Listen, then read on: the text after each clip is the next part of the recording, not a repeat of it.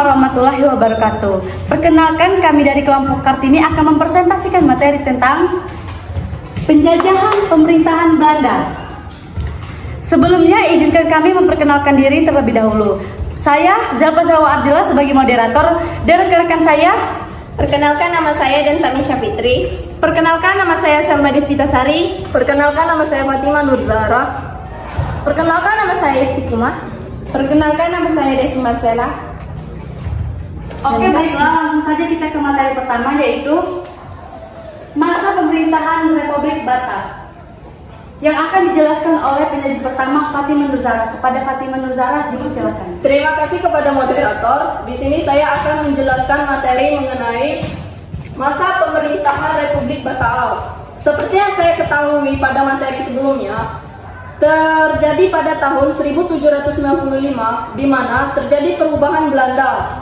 Pada saat itu muncullah suatu kelompok yang menamakan diri mereka itu kaum patriot, di mana terdapat 3 kata. Yang pertama, liberty, artinya kemerdekaan, dan yang kedua, egalite, artinya persamaan, dan yang ketiga, fraternite, yang artinya persaudaraan. Berdasarkan ide dan paham gelombang dari revolusi Prancis tersebut, tentara atau kaum patriot menginginkan suatu negara kesatuan. Berdasarkan dengan keinginan tersebut, pada awal tahun 1795 dibentuklah suatu Republik Batak yang dipimpin oleh Louis Napoleon, yang merupakan saudara dari Napoleon Bonaparte. Dan di situ juga pemerintah Republik Batak dipimpin oleh Herman Willem Daendels pada tahun 1808 sampai 1811, di mana ditunjuk langsung oleh Republik Batak untuk dijadikannya pemimpin. Tugas utama Daendels ini yaitu untuk mempertahankan Jawa agar tidak dikuasai Inggris. Untuk mempertahankan Jawa tersebut, Daendels mempunyai strategi di bidang pertahanan dan keamanan. Di antaranya, yang pertama, membangun benteng-benteng pertahanan baru seperti Benteng Meister Cornelis. Yang kedua, membangun angkatan kapal laut. Dan yang ketiga, meningkatkan jumlah tentara untuk meningkatkan pertahanan keamanan. Keempat, membangun jalan raya dari Anyar sampai ke Panarakan. Sekian, saya kembalikan ke moderator. Baiklah, untuk materi selanjutnya akan dijelaskan oleh Istiqomah. Kepada Istiqomah, dipersilakan. Oke, saya akan melanjutkan bidang politik dan pemerintahan. Daendels melakukan perubahan dalam segi bidang pemerintahan. Ia banyak melakukan campur tangan dan perubahan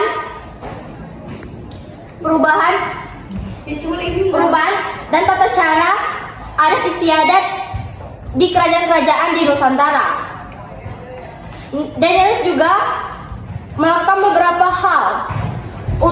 Daendels juga melakukan beberapa tindakan yang dapat mempertahankan kedudukannya di Nusantara, yaitu membatasi secara ketat raja-raja di Nusantara. 2. Daendels memerintah secara sentralistik. 3. Berdasarkan deklarasi 18 Desember 1808, Daendels merombak Provinsi Jawa, Pantai Timur, Laut. Baiklah, materi selanjutnya akan dijelaskan oleh Desi Marcella. Kepada Desi Marcella, Baiklah, saya akan menjelaskan bidang peradilan untuk memperlancar jalannya pemerintahan dan mengatur keterlibatan dalam kehidupan bermasyarakat. Daendels juga melakukan perkaitan di bidang peradilan. 4. Bidang sosial ekonomi. Daendels juga diberi tugas untuk memperbaiki keadaan di tanah Hindia sembari mengumpulkan dana untuk biaya perang. Oleh karena itu, Daendels melakukan berbagai tindakan yang dapat mendatangkan keuntungan bagi pemerintah kolonial. B. Pemerintahan Johnson. Pada bulan Mei 1811, Daendels dipanggil pulang ke negerinya. Ia menggantikan dia digantikan oleh Jan Willem Jansen. Jansen dikenal seorang politikus berkebangsaan Belanda. Sebelumnya Jansen menjabat sebagai Gubernur Jenderal di Tanjung Harapan tahun 1802 sampai 1806. Baiklah, materi selanjutnya yaitu perkembangan kolonialisme Inggris di Indonesia yang akan dijelaskan oleh penyaji selanjutnya yaitu Selma Desvitasari. Kepada Selma dipersilakan. Baiklah, terima kasih kepada moderator. Di sini saya akan menjelaskan tentang perkembangan kolonialisme Inggris di Indonesia. Pada tanggal 18 Desember 1811 adalah tanggal dimulainya kekuasaan Inggris di India. Gubernur Jenderal Lord Minto secara resmi mengangkat Thomas Stamford Raffles sebagai penguasa dalam pemerintahannya. Raffles berpegang pada 3 prinsip, yaitu segala prinsip kerja rodi dihapuskan, pemungutan pajak dihapuskan, dasar pandang bahwa tanah tersebut milik pemerintah. Selanjutnya, kebijakan dalam bidang pemerintahan. Dalam menjalankan tugas di India, Raffles didampingi oleh para penasehatnya, yaitu kebijakan dalam pemerintahan. Dalam menjalankan tugas di India, Raffles didampingi oleh para penasehat yang terdiri atas Muntinghead dan Crescent. Untuk memperkuat kedudukannya dan mempertahankan keberlangsungan kekuasaan Inggris, Raffles mengambil strategi membina hubungan baik dengan para pangeran dan penguasa yang membenci Belanda. Selanjutnya yaitu tindakan dalam bidang ekonomi. Tindakan yang dilakukan yaitu pelaksanaan sewa tanah, penghapusan penyerahan wajib hasil bumi, penghapusan kerja rodi, dan penghapusan sistem monopoli.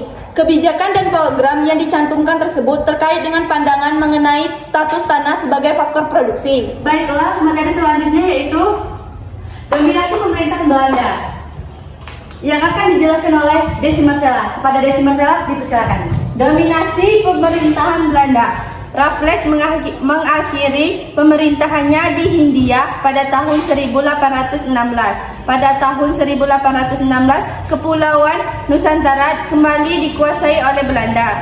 Sejak itu dimulailah pemerintahan kolonial Belanda. Jalan tengah bersama Komisaris Jenderal. Setelah kembali ke tangan Belanda, tanah Hindia diperintah oleh badan baru yang diberi nama Komisaris Jenderal yang dipimpin oleh Gubernur Jenderal.